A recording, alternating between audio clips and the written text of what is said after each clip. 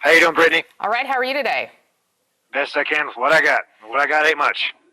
Right, so I guess I want to talk about, I haven't talked to you really since the judge's decision. How are you feeling about that? Upset, especially for a lot of reasons. I mean, they were reaching for any reason to keep this case in their hands. So you really feel like, based upon the evidence and the pardon, that this case was tied into it and the judge should have said, yes, this should fall under the pardon and we should let this go? I'm going to quote their own trial brief right now, and this is in William Taylor's first letter. He's got it on the documents. This is from their trial brief, and William Taylor put it in. To some extent, at least, the D.C. case is necessarily and inexplicably intertwined with the charges the defendant now faces before this court. Document 63, page 7. My lawyer and I, for some reason, we kept reading over that, and it never really clicked. We were about to file a supplement to our motion to dismiss on that, but then the judge made his ruling. So it's now irrelevant. So apparently their own words don't matter. And how did you get the news, by the way? I'm curious. How did you find out what happened? Well, first you told me that my motion for a new trial was rejected. Then I spoke to Jake Lang, and he told me that all 3 motions were denied, and then I confirmed it with my lawyer. So I was the first person to tell you that? Well, I mean, the communications here are ridiculously garbage. I mean, my lawyer doesn't even use the supposed dedicated client attorney line because he knows it's tapped. There's no attorney-client privilege unless they come to physically meet you, and in this place. So what are your plans now? I mean, that'll go into strategy, but the only avenue through the courts right now would be appeal. But I do have a letter that is supposed to be hand-delivered to Donald Trump detailing, I mean, it's slightly out of date because it was written before the judge's ruling, but it should be hand-delivered to Donald Trump here on Tuesday to let him know my situation and that he needs to intervene because the Eastern District of Tennessee is just absolutely dedicated to crushing me. Well, that was going to be one of my questions. So you are hopeful that Donald Trump will pardon you for this case as well? Either he'll clarify his pardon, or he'll write a new pardon, or he'll send the DOJ after to look into what's been brought up to the courts multiple times. When you say hand-delivered, what do you mean by that exactly? There's a gentleman that's an acquaintance of Donald Trump that is going to be supposedly meeting with him soon and delivering it. This coming Tuesday? Yes.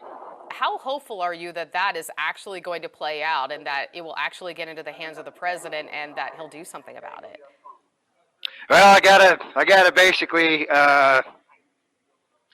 I'll just put it this way. I think it's Michael Jordan said, you miss 100% of the shots you don't take. I mean, I have contact with this guy through the January 6th Patriots and their activists, and I typed up a letter for them. I sent it to a lady that's been taking it upon herself to come visit me. She's local to the area and give me basically moral support and someone to talk to. I sent it to her, who then sent it to someone else, who then confirmed they sent it to that gentleman. And I've called that gentleman to confirm that I've sent it to him, that he's got it. And it's actually going to be the first letter under his cover letter delivered to Donald Trump, and it's going to be a whole stack of letters from January 6 Patriots detailing what they saw that day. So your letter is sort of on top with a bunch of supplemental letters that you... About 200 of them. Oh, about 200. I'm curious, what was your message in that letter? What is your plea to the president? The biggest plea I'm making is basically to either clarify that the pardon covers these charges, make a new pardon, or have the Department of Justice bring the wrongdoers to justice in my case, and or investigate the U.S. attorneys and just have people above the Eastern District of Tennessee look into this and probably overturn it. I mean, because just my due process rights were violated left, right, and center. I mean, it's not the first time that that U.S. government, military and federal law enforcement have gone off half-cocked to say the least, and it led to tragedy. I mean, you have the Waco siege that ended in atrocious tragedy and all the lies that led to that. You have Ruby Ridge. You have the Wounded Knee Massacre. You have My Lai. All of those were due to bad intelligence, poor briefing, and aggressive language in the briefings. I mean, it'll be a while to go into the details on all of those. I don't think we have time for that. Well, But I have to bring up then what happened on January 6th, where 140 officers were injured because of actions including yours. What? Repeat the question? Well, January 6th, I have to bring up because 140 officers were injured that day because of actions including yours. You're talking about these other events, but what about January 6th? January 6th, well, one, no cops lost their lives due to Patriot activities that day. None. They did. No, that's an absolute lie. That's been a lie from the media the entire time. They died of natural causes later or suicide. You don't think that is an indirect death that they have attributed to that? I need to know the strokes and stuff like that. That's not related. And then the suicides, I don't know the details on it. I mean, I've heard only through the grapevine that some were so distressed by what happened they committed suicide. Only heard. Well, let's talk about. But the fact of the matter is, a person committing suicide, I've known people that commit suicide. It's been an issue near and dear to many veterans. The fact of the matter is, the person committing suicide, they're the ones pressing the trigger. If they use a gun, they're the ones doing the action. There's somebody you can talk to. You are putting your pain on everyone else when you commit suicide. And before we move on, then let's just focus on the injuries, then the more than 100 officers who were injured, and the pain and suffering they had because of your actions. I've totally sympathize with them, and it's extremely unfortunate that all of that happened. I personally did not injure any officers that day. I pushed through some. I pushed one over, but I wasn't the one that threw Officer Chow to the ground. I wasn't the one that threw him to the ground. Someone else jumped on his back and threw him on the ground. And before I even came into contact with him, someone else is the one that banged him in the head with a flagpole. I had no malicious intent towards those officers, as I have said. But you did come in wearing a gas mask. What were you preparing for? In case of pepper spray or other irritants being used, and they were used left, right, and center.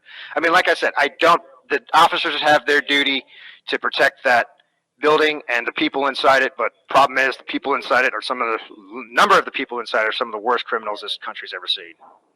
So right now you're facing it a couple of months because of the judge's ruling. You're facing your sentencing in May, and you're facing life in prison. Mm-hmm. What is going through your mind right now about that?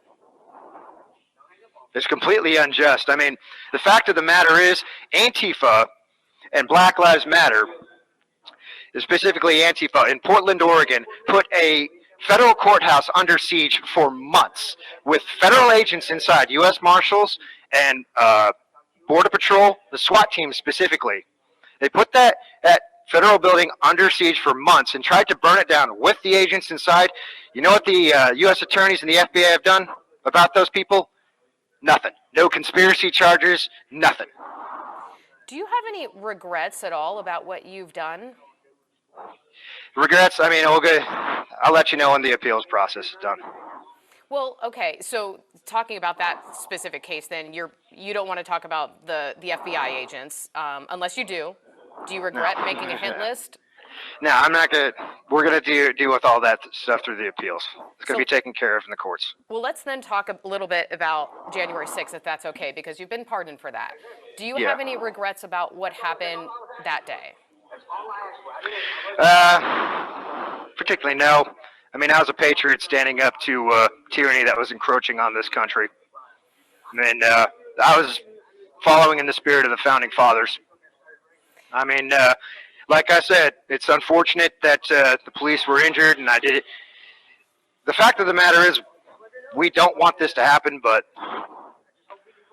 Congress needed to know the American people were extremely upset with them swearing that they were going to uphold a rigged election. And I'm curious, like, you've mentioned this a couple of times, but what else leading up to January 6th made you feel like you needed to be there that day? Was there someone you were listening to in particular? Did you consider this a message from? No, this was me and my patriotic spirit and my sworn duty as an American. to stand up against this disgusting wrongdoing that was done to our country. And I read somewhere, though, that maybe Pastor Ken Peters had influenced you to go or No, asked you to go. no. He just hooked me up with the gentleman that drove me. Pastor Ken Peters isn't the one that told me to go. I just wanted to go of my own volition. Nobody coerced me. Nobody tricked me. But how did he find out to get you hooked up with someone to drive you? I went to a Church of Planned Parenthood meeting before January 6th. You know, peacefully praying for Planned Parenthood to be shut down. And mentioned that I would like to go to the January 6th rally, but I didn't have a hotel or a ride, and this gentleman was able to hook me up with a hotel room and a ride. And were you listening to, folks talking about what might happen on January 6th? What did you anticipate was going to happen when you got in the car and went to D.C.? I anticipated a lot of all I could anticipate was that Donald Trump was going to give his last speech as president for that term, and there was going to be turned out to be about 1 million other patriots and Trump supporters there that were supporting him. And I also thought that Black Lives Matter and Antifa were going to attack the rally, or at least the fringes of the rally, as they have done many, many times before. Why did you bring all of that gear with you? Protection from them. And so when you got there to the Capitol, though, and you realized you didn't need protection from them, it was you all sort of maybe people needing protection from. How did that switch? Well, I mean, when I got up there, we have about we got 1 minute 30 seconds, so we're gonna have to call again. I can call back. Yeah, but basically, once I got up to the peace circle, that area, then I started hearing flashbangs go off, and I was wondering what was going on. And then as it got closer, I realized people were trying to push their way into the Capitol, and I got my stuff on and I jumped in the fray. Yeah, you were the fourth person inside, I think. Yes. And so you were kind of leading the way. You could say that. I mean, the fact of the matter is that's just how things ended up. I mean, I didn't instigate anything. Things were already happening by the time I walked up to the Capitol. Well, I want to talk a little bit more about that in just a minute. So before we get cut off, how about I hang up and call you right back?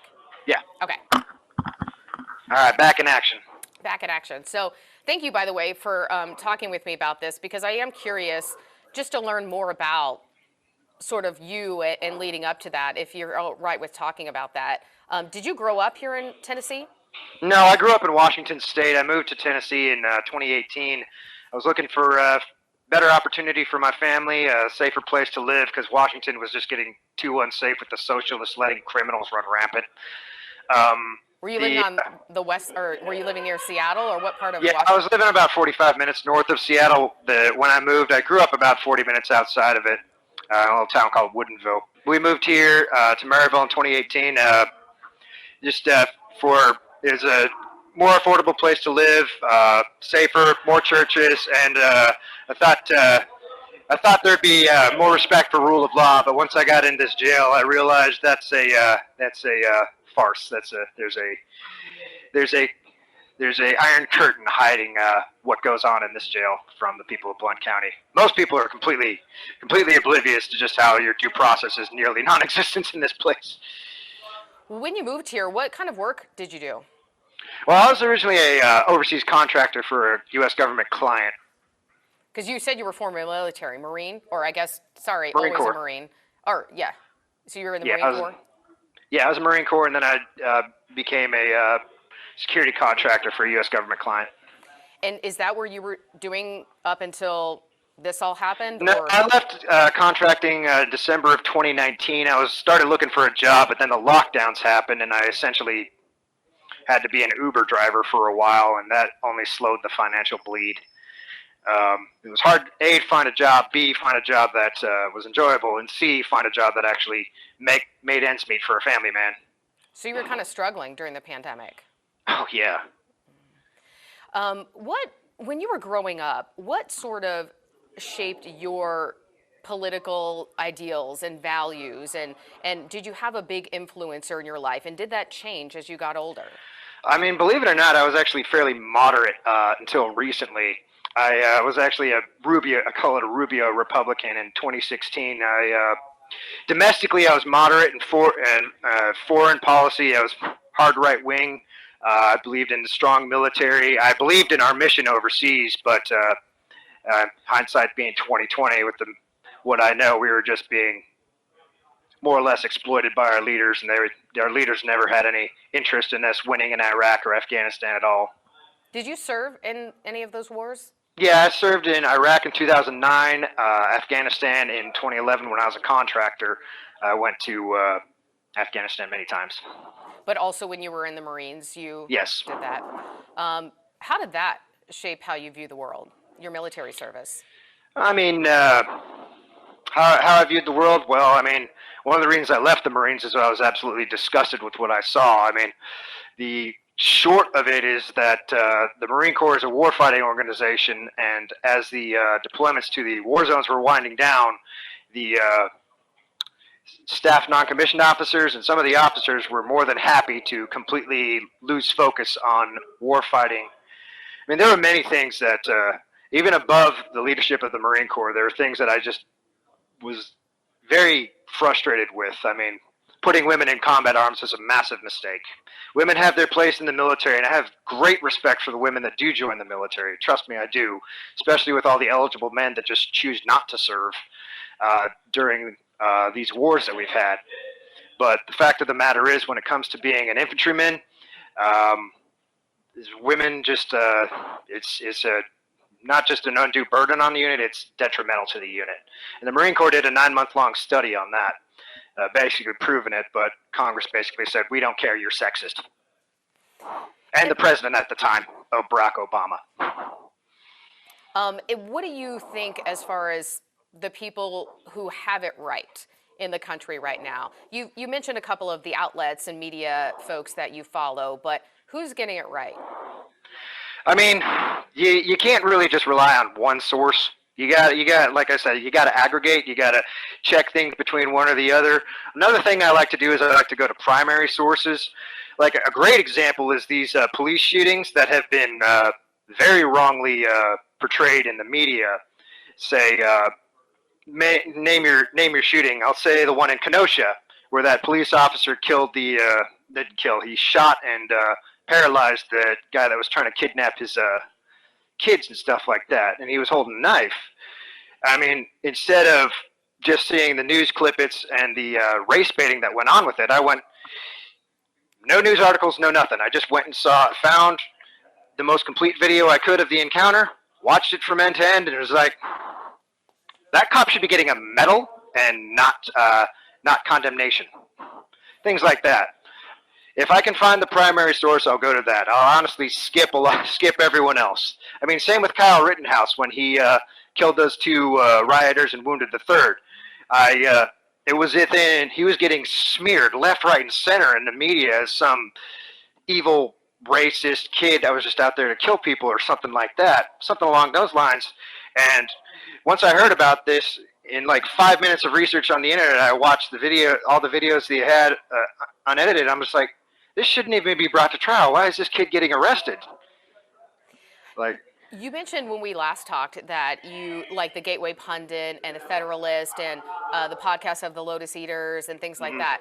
Are there any podcasters or reporters or news organizations you follow that might be considered more moderate or even left-wing? Are there any that you said you aggregate from lots of places, but it seems like you sort of stay in one realm for you? I mean, I do have my primary sources. The fact of the matter is, you can go to the left-wing sources all you want to get maybe a lead on something, but it's going to be half the story if it's even the true story at all. So, like I said, I mean, I don't have any of them bookmarked, and I haven't been able to look at anything real lately. But like I said, when it's like a bold-faced, unbelievable lie straight to my face, like when MSNBC said the riots in 2020 were fiery but mostly peaceful and the city's burning in the background, I just disregard. The best thing I can do is not give you my attention. because if I give you any attention or clicks, it's basically supporting the lies. So I'd love to be able to say, hey, go to this left-wing source, but I haven't found any that reach my level of honesty to really say, hey, go to these guys, check them out. They have their bend, but I mean, I'd say Vice News I check every once in a while because sometimes they do really good reporting. One of their best reports I ever saw was actually called "Is This What Winning Looks Like?" And one of the reporters was embedded with the Afghan National Army and exposed the fact that the Afghan National Army wasn't up to the task of fighting the Taliban. They were more interested in raping the little village boys. I'm not even joking on that. Well, let's talk a little bit about your family again. I know you've mentioned your boys, 7 and 2, and that's been kind of the toughest thing for you. But since this has all happened, your wife has divorced you.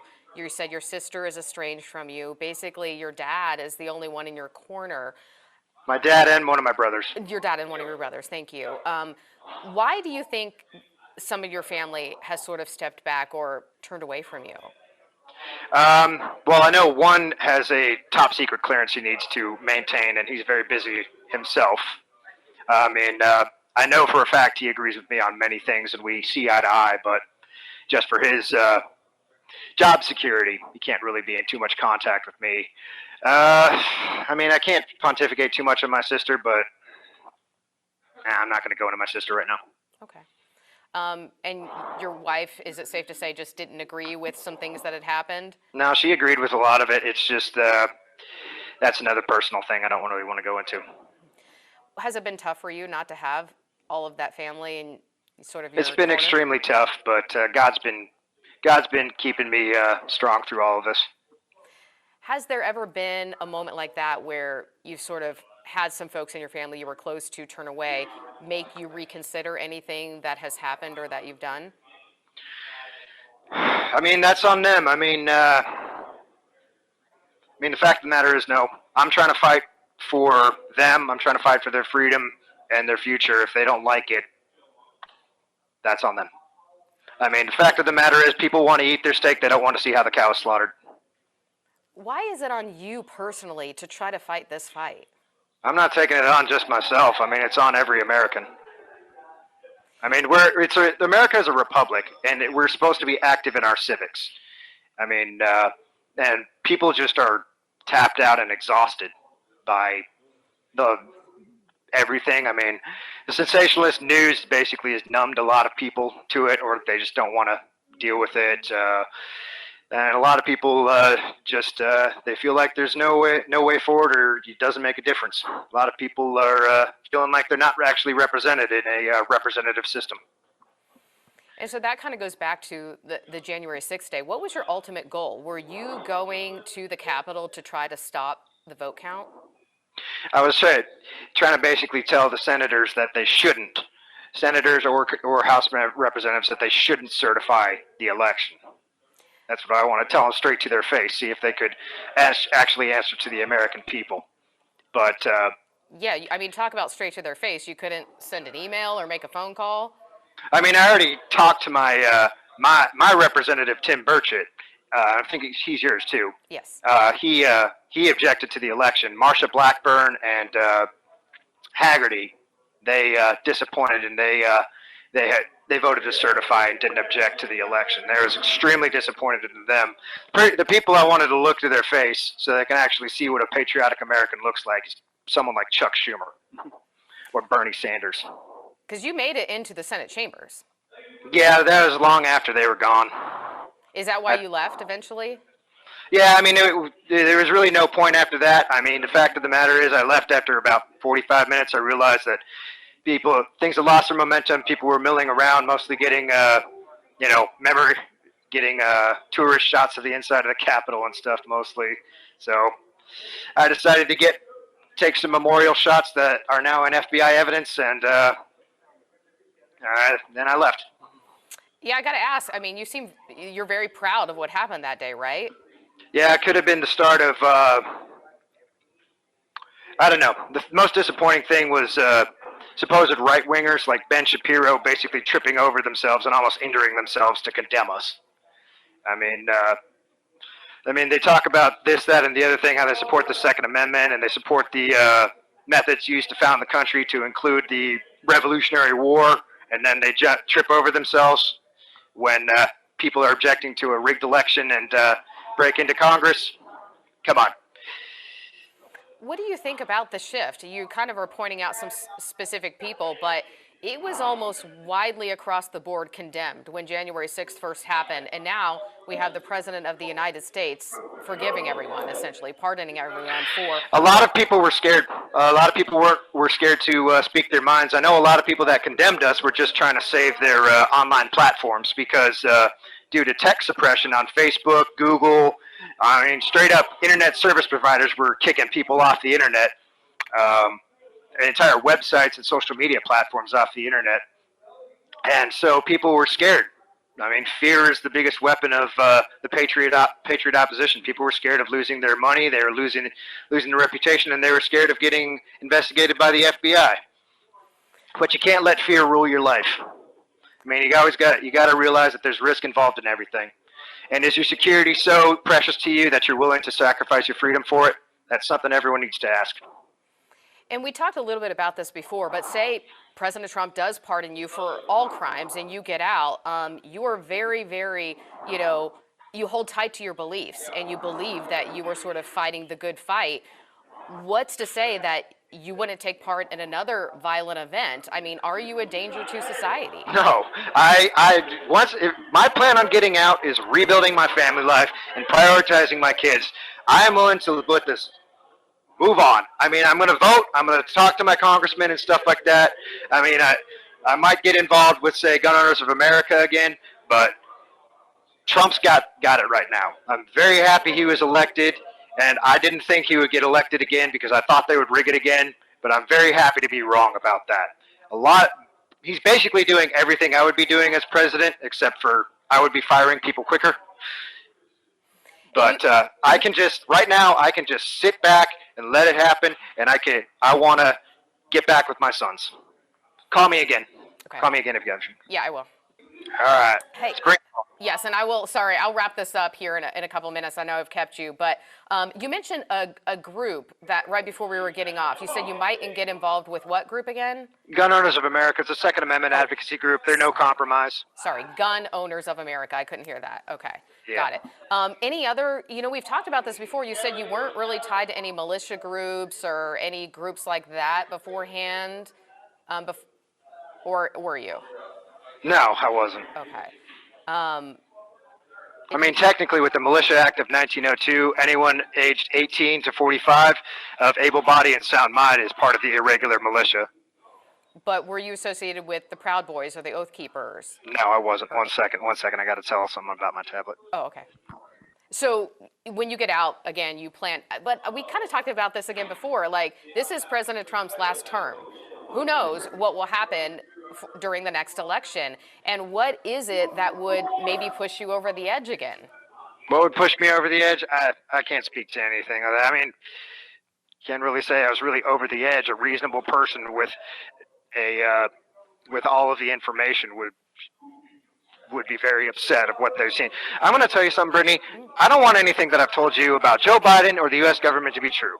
I have zero interest. In fact, because I worked for them for 8 years, in fact, about 14 years, because I worked for the U.S. government, I have actual emotional reason to say that the U.S. government is just and moral and the process works. But the fact of the matter is, I'm in here, the process ain't working. I don't want anything I said to be true, but the fact of the matter is, it is. I mean, so I don't have any, it doesn't make me feel good to say any of this stuff. It doesn't give me some sense of moral righteousness or moral indignation. And let's go back to talking about the pardon, which you're still hoping for. I think there are plenty of people who will look at this and say, your FBI case is just not tied to January 6th in a way that the pardon would cover it. I mean, how would you argue that? I mean, it's been argued in the courts. Other judges and districts have said that the pardon does cover alleged crimes and other cases that came out of January 6th, and this one came right out of it. I mean, there's still a legal fight. The fight's never actually over until your sentence is over, believe it or not. I mean, you've heard stories of guys that spent 30 years in prison for murders they didn't commit, and then they're let out Are you after proving their innocence and things like that. What do you think? Are you prepared to stand at your sentencing hearing and hear that life in prison potentially sentence? It is what it is. The fact of the matter is, I said it before, and I'll quote scripture again: "Don't fear the one who can destroy the body; fear the one that can condemn the soul." And I'm right with God. We also talked about this, and I think you mentioned that it was a mistake on the part of the feds in D.C. Maybe. How did you get the 36 FBI names for the list? We'll talk about that later, some other time. Okay. Well, we already talked about it sort of briefly, right? Yeah, here and there. I'm sure you can. I'm sure you can aggregate it. Do you ever regret making that list? We'll talk about regrets at another time. Is there anything else you can or want to say about this particular FBI case and what you're hoping to get pardoned for now, and why people should feel that you should get this pardon? Well, the fact of the matter is, I have no interest in continuing. I have no interest in being any sort of problem for anybody. I just want to go back to my family. I was unjustly arrested. I was unjustly prosecuted and unjustly convicted. All of that needs to be overturned.